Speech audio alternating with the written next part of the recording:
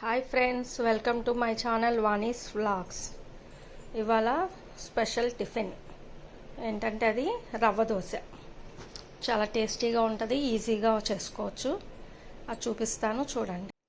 రవ్వ దోశకి కావాల్సిన ingredients: cup మైదా పిండి, కప్పు బియ్యం పిండి, కప్పు బొంబాయి రవ్వ. అన్నీ ఈక్వల్ పార్ట్స్లోనే తీసుకోవాలి. 2 ఉల్లిపాయలు సన్నగా కట్ చేసుకోవాలి. అలాగే 4 పచ్చిమిరపకాయలు, కొంచెం కొబ్బరి పొడి. పచ్చి కొబ్బరి పొడి ఉంటే బాగుంటుంది, ఇంకా నా దగ్గర డ్రైది ఉంది కాబట్టి అదే వేస్తున్నాను. జీలకర్ర, పుల్లటి పెరుగు, అలాగే సాల్ట్. ఇవి ఫ్రెండ్స్ కావాల్సినవి. ఇప్పుడు ఎలా కలుపుకోవాలో చూపిస్తాను చూడండి. ఫస్ట్ మనం తీసుకున్నవన్నీ ఒక గిన్నెలో వేసుకోవాలి. బియ్యం పిండి, బొంబాయి రవ్వ, మైదా,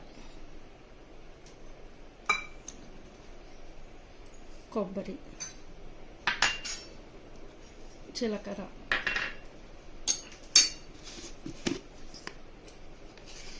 సాల్ట్,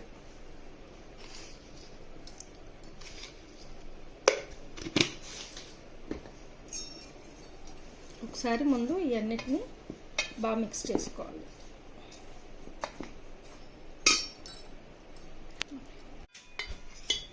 ఇలా ఒకసారి అంతా మిక్స్ చేసుకొని మనం పెరుగుని ఒకసారి గిలకొట్టుకొని అందులో వేసుకోవాలి.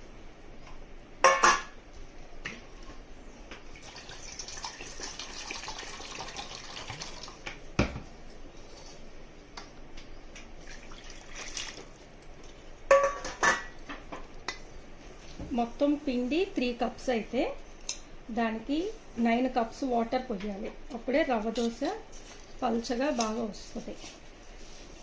పర్ఫెక్ట్ మెజర్మెంట్స్ అంటే 3 ఈక్వల్గా తీసుకొని వాటికి వాటరు 9 కప్స్ పోసుకుంటే సరిపోతుంది.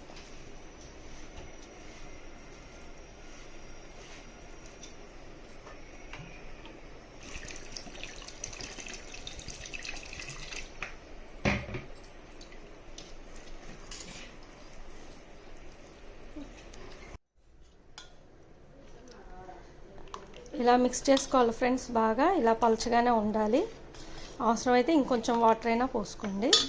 ఇలా కలిపి ఒక ½ అవర్ నానబెట్టుకోండి. ½ అవర్ నానబెట్టుకుంటే దోశలు బాగా క్రిస్పీగా టేస్టీగా వస్తాయి. ½ అవర్ నానబెట్టుకున్న పిండిలో ఉల్లిపాయ, పచ్చిమిరపకాయ ముక్కలు కూడా వేసి కలుపుకొని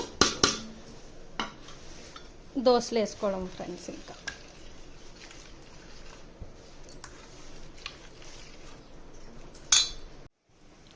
ఫ్రెండ్స్ అన్నీ కలుపుకున్నాక దోశలు ఇలా వేసుకొని మంచి గోల్డెన్ బ్రౌన్ కలర్ వచ్చే వరకు ఫ్రై చేసుకొని పల్లీ చట్నీతో తింటే సూపర్గా ఉంటాయి ఫ్రెండ్స్.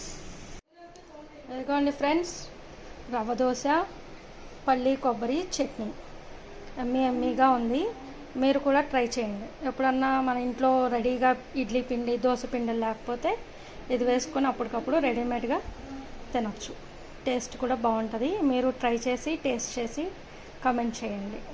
నా ఛానల్ని లైక్ చేసి షేర్ చేయండి, సబ్స్క్రైబ్ చేయండి. Thank you friends.